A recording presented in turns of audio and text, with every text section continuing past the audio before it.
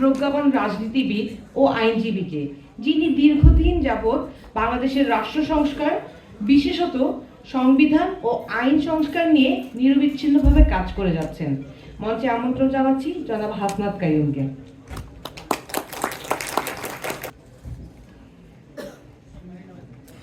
আজকের এই আয়োজনের সম্মানিত সভাপতি, আমাদের প্রিয় বিচারপতি জাস্টিস FM আব্দুর রহমান সাহেব এবং মঞ্চে উপবিষ্ট আমার সহ আলোচকবৃন্দ এবং যারা সামনে আছেন আমাদের লার্নেড সিনিয়র কলিগস এবং জুনিয়র ফ্রেন্ড এবং এর বাইরে যারা আছেন সুধীমণ্ডলী, তাদের সবাইকে আমার জায়গা থেকে এবং আমাদের সংগঠন রাষ্ট্র সংস্কার আন্দোলনের পক্ষ থেকে শুভেচ্ছা জানাই। আমি আমার আলোচনাটাকে আসলে বিষয়ের মধ্যে রাখার চেষ্টা করব এবং আয়োজকদের যে সময়, সেই সময়ের মধ্যে খুব সংক্ষেপে শেষ করার চেষ্টা করব। তাও আলোচনায় যাওয়ার আগে একটা বিষয়ের দিকে আপনাদের প্রথমত একটু মনোযোগ চাইবো, এটা 1 মিনিট বা 1.5 মিনিট। সেটা হচ্ছে আমাদের 53 বছরের যে ইতিহাস কিংবা তারও আগের যে ইতিহাস, এগুলির আমরা আসলে সাংবিধানিক কিংবা আইনি দিকগুলি অনেক সময় যেহেতু আমাদের জায়গা থেকে আমরা বিশ্লেষণ করার চেষ্টা করেছি,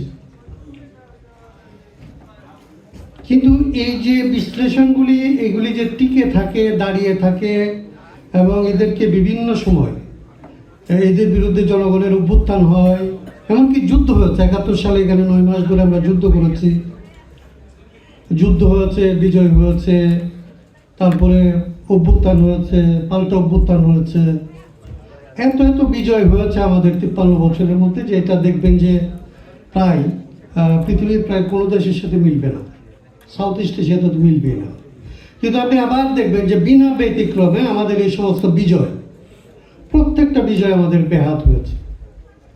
আর কোনো একটা বিজয়ের ফল আমরা যাদের জন্য লড়াই করেছি, যাদের নামে লড়াই করেছি, যাদেরকে আসলে যাদের অধিকারকে প্রতিষ্ঠিত করার জন্য লড়াই করেছি, তাদের কাজ পর্যন্ত এই ফলাফল যায় না। এটার কোনো ব্যতিক্রম নাই, বিনা ব্যতিক্রমে এটা সত্য। আর এই যে যায় নাই, তার কারণ হচ্ছে বিনা ব্যতিক্রমে আরেকটা পাবেন যে যারা আসলে লড়াইয়ের নেতৃত্ব দিয়েছে, যারা আসলে দায়িত্বে এসেছেন, তারা মানুষের কাছ থেকে আসলে বিচ্ছিন্ন হয়ে গেছে। তারা আসলে মানুষের সাথে আর থাকতে পারে না। যেই রাষ্ট্রকে উচ্ছেদ করার জন্য, যে ব্যবস্থাকে উচ্ছেদ করার জন্য মানুষ তাদের নেতৃত্বে লড়াই করেছে, মানুষ দেখেছে তারা কিছুদিন পরেই আগের শাসকের চাইতে আরও খারাপ শাসক, আগের ব্যবস্থার চাইতে আরও খারাপ ব্যবস্থা, এরকম একটা জিনিসের মধ্যে আসলে মানুষকে নিয়ে গেছে। 24-এর অনেকগুলো ব্যতিক্রম আছে, সে ব্যতিক্রমগুলি এবং এইটার প্রতি নজর রাখার জন্য অনুরোধ করব প্রথমে, যে আমরা যেন যারা আসলে এই লড়াইয়ের মধ্যে বিজয়ী হয়েছে বলে মনে করি, যাদের কাছে আসলে জনগণ রাষ্ট্রের ক্ষমতা, রাজনীতির ক্ষমতা, সমাজের ক্ষমতা দিয়েছে, তারা যেন সতর্ক থাকি এবং তারা যেন সতর্ক থাকেন যে জনগণ থেকে তারা যেন আলাদা হয়ে না যান। এই আলাদা করার পথ খুব সহজ। প্রতিবার একদম ব্রিটিশদের অন্য সমস্ত আলাপ বাদ দিলে, যে আলাপটা আপনাকে একদম এক লাইনে হইলেও করতে হবে, তারা আমাদেরকে সবসময় বিভক্ত করেছে এবং শাসন করেছে বিনা ব্যতিক্রমে। প্রতিবার আমরা বিভক্ত হয়েছি, প্রতিবার আমাদেরকে শাসন করা সহজ হয়েছে।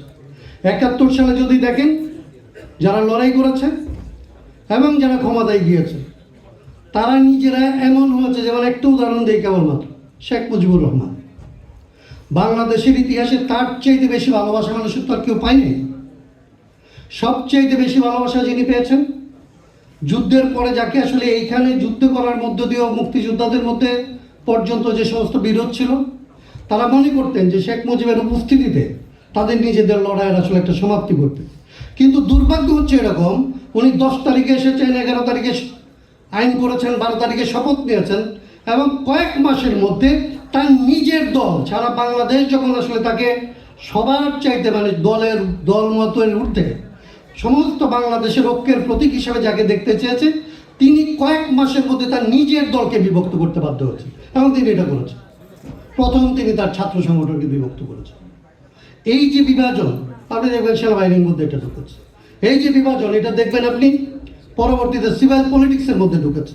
আমরা মুক্তিযুদ্ধের ভেতর দিয়ে যে সমস্ত নেতৃত্ব অর্জিত হয়েছিল, সিভিল মিলিটারি কোনো একটা নেতৃত্বকে আসলে আমরা রক্ষা করতে পারি নাই। তারা প্রত্যেককে হত্যা করার জন্য যে প্রয়োজনীয় রাজনীতি, সেই রাজনীতিটা কেন করেছে। এইটা যদি আমরা মাথায় রাখি, তারপরে আমি তিনটা জিনিসের মধ্যে আসতে চাই, যে প্রেক্ষাপট আমাদের শিক্ষা দেয় যে আমরা আসলে কিভাবে এইরকম সময়গুলিতে বিভাজনটা কিভাবে আসে, এবং বিভাজনগুলিকে আসলে এড়ানোর জন্য আমাদের কি করা দরকার, কোন জায়গাগুলিতে আমাদের নজর দেওয়া দরকার। এই দায়িত্বটা আসলে এই অতীতের বিভাজন আমাদেরকে শিক্ষা দেয়।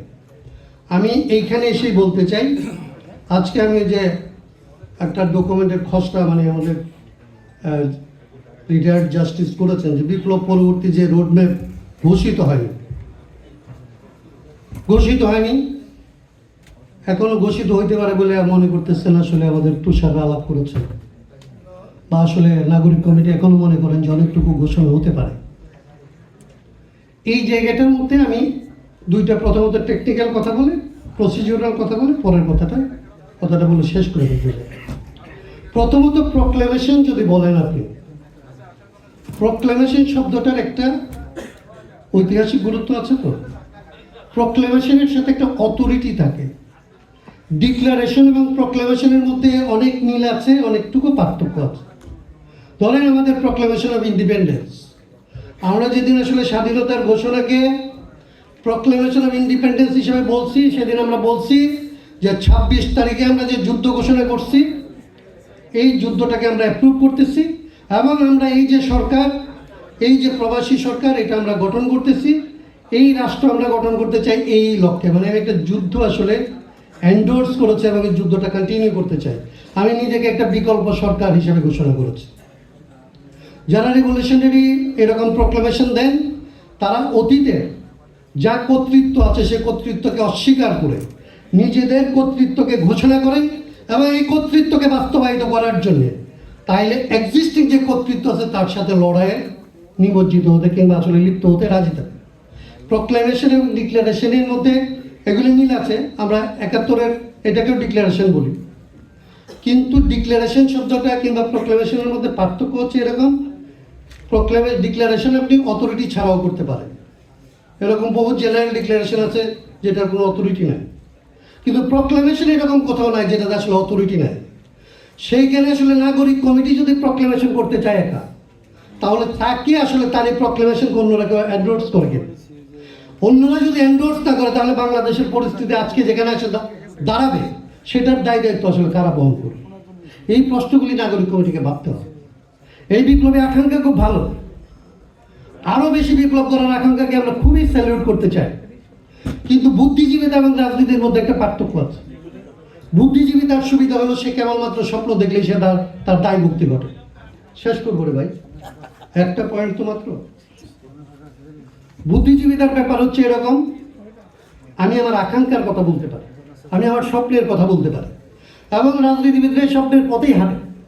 তার সাথে মিল হচ্ছে সেই স্বপ্নের দিকে যেতে চায়, কিন্তু পার্থক্য হচ্ছে শুধুমাত্র স্বপ্নের দিকে যাওয়ার জন্যে তাকে একা একা গেলে চলে না, সমাজকে সাথে নিতে হয়, অধিকাংশ মানুষকে সাথে নিতে হয়, এবং অধিকাংশকে সাথে না নিয়ে কোনো বিজয়কে আসলে স্থায়ী করা যায় না, কোনো বিজয়কে টেকসই করা যায় না, কোনো বিজয়কে আসলে সমাজের মধ্যে সমাজ পরিবর্তনের জন্য যে ধরনের ব্যবস্থা তৈরি করা লাগে, সেই রকমের সাস্টেনেবল টেকসই ব্যবস্থা তৈরি করা যায় না আসলে।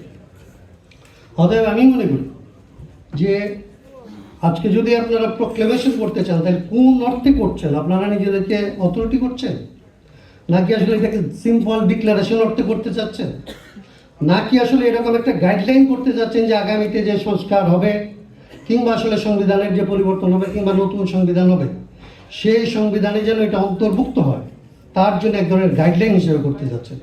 আমার ধরেন এরশাদ বিরোধী আন্দোলনের সময় একাদশ সংশোধনীর কথা আমাদের সমস্ত ফ্রেন্ডরা জানে। একাদশ সংশোধনী হচ্ছে বাংলাদেশের সংবিধানের প্রথম সংশোধনী, যে সংশোধনীতে এরশাদ সরকারকে অবৈধ বলা হয়েছে, আন্দোলনকারীদেরকে বৈধ বলা হয়েছে। সো আপনার এরকম ঘটনা লাগতে পারে যে এই যে অভ্যুত্থান, এই অভ্যুত্থান যে একটা বৈধ অভ্যুত্থান, এই অভ্যুত্থানের ভেতরে যে আসলে বাংলাদেশ দাঁড়াইছে এই অভ্যুত্থানের উপরে এবং তার ভিত্তিতে যে আসলে সংবিধান পরিবর্তিত হয়ে নতুন সংবিধান কিংবা সংস্কারকৃত সংবিধান হয়েছে, সেইটার জন্য আসলে ক্রনোলজিক্যালি আপনাকে হয়তো ঘোষণা দিয়েই আপনাকে এই জায়গায় আসতে হবে। কিন্তু আজকে আপনি দিতে পারেন কিনা? যখন আপনি বলছেন যে একই সাথে সংবিধান সংস্কার করতে চান, যখন আপনি 5 তারিখ এবং 8 তারিখটা পার হয়ে গেছেন, যখন আপনার সাথে আসলে এমনকি বৈষম্য বিরোধীদের মধ্যে সমস্ত ছাত্র সংগঠনকে আপনি ধারণ করেন কিনা, সমস্ত ছাত্র সংগঠন আপনাকে ধারণ করে কিনা, জাতি আপনাকে ধারণ করে কিনা, নাকি আপনি একটা জাতির আরো 10টা সংগঠনের মতো আপনি একটা সংগঠনে পরিণত হয়েছেন, এই জায়গাগুলি আপনাদেরকে বিবেচনার মধ্যে নিতে হবে বলে আমি মনে করি। আপনাদের সমস্ত আকাঙ্ক্ষাকে আমি শ্রদ্ধা করি, আপনাদের সমস্ত আকাঙ্ক্ষার সাথে আমার হৃদয় চলে যেতে চাই, কিন্তু আমি একই সাথে আমার বয়স যেহেতু আপনাদের চাইতে বেশি, আমি 72 দেখেছি, আমি 75 দেখেছি, আমি 90 দেখেছি, এবং আমি 24টাকে আসলে ব্যর্থ হইতে আর দিতে চাই না। আমার জীবনে 24 ব্যর্থ হোক, এইটা আসলে আমি চাই। সেই জন্য আমার 72 থেকে আজকে পর্যন্ত যত অভিজ্ঞতা আছে সমস্ত অভিজ্ঞতাকে আসলে চুলচেরা বিশ্লেষণ করে এটার মধ্যে দিয়ে যেতে চাই। আরেকটা কথা বলে আমি আমার কথাটা শেষ করি। একটা হচ্ছে যে আসলে গণপরিষদ, আপনারা এটা তো উকিলদের সাথে আসলে মার সাথে মামাবাড়ির গল্প করার কিছু নাই। তারপরে আমি বলি, 70 সালে যেটা হয়েছিল এটা গণপরিষদ বলা হয়েছিল, কিন্তু এটা গণপরিষদ কিনা আপনি ভাবেন একটু, নামে গণপরিষদ, কনস্টিটিউয়েন্ট অ্যাসেম্বলি, কিন্তু এলএফওটা যদি পড়েন আপনি দেখবেন যে এলএফও অনেকগুলো প্রিকন্ডিশন দিয়েছিল। এই গণপরিষদটা ইন্ডিপেন্ডেন্ট ছিল না। আমি 72 একটা বলছিলাম, 70-এ যেটার জন্য নির্বাচন হয়েছিল, 71-এ যে নির্বাচনটা হয়েছিল, সেই নির্বাচনটা হয়েছিল একটা এলএফওর আন্ডারে, এবং এই এলএফওতে বলা ছিল যে তারা বসে যে সংবিধানটা করবে, কতদিনের মধ্যে করবে, এটার ক্যারেক্টার কি থাকবে, ফান্ডামেন্টাল প্রিন্সিপাল কি থাকবে, আগে থেকে ঠিক করা ছিল। আজকের বাংলাদেশ এরকম একটা বাস্তবতার মধ্যে আছে যে আপনারা 72-এর সংবিধান পুরোটা ফেলে দেবেন, কিছু রাখবেন, কিছু ফেলবেন। এইগুলির ব্যাপারে একটা জাতীয় ঐকমত্য লাগবে, একটা সমঝোতা লাগবে, এবং এই সমঝোতার ভিত্তিতে যতটুকু পরিবর্তন সম্ভব ততটুকু পরিবর্তন করার জন্য যে ইলেকশন আপনারা করতে চান বা আমরা করতে চাই, আমরা যে ফর্মুলা বলি যে 70 সালের মতো এক নির্বাচনের ভেতর দিয়ে 2টা কাজ করা যায়, যেটা তুষারও বলব, সেটা হচ্ছে যে আসলে এই নির্বাচন যদি আপনি করতে চান তাহলে তার বাইন্ডিংসটাকে আপনার জাতীয় ঐকমত্যের ভিত্তিতে ঠিক করতে হবে, নাকি এটাকে আপনি ইন্ডিপেন্ডেন্ট করে দেবেন।